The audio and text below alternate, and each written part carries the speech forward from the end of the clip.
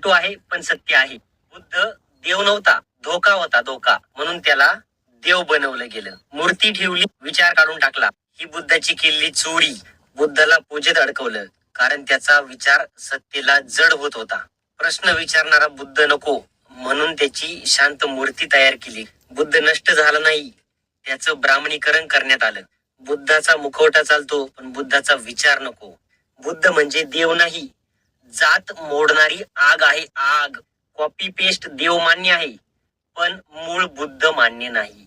बुद्धाला देव केलं कारण तो माणूस म्हणून खूप धोकादायक होता. फरक फक्त इतकाच आहे, बुद्ध नष्ट करता आला नाही म्हणून त्याला चोरलं गेलं.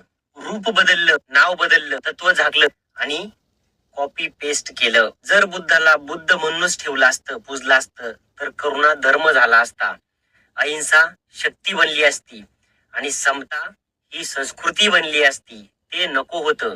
पण इथे प्रश्न विचारणारा बुद्ध नको होता, मनुस्मृतीला आव्हान देणारा बुद्ध नको होता.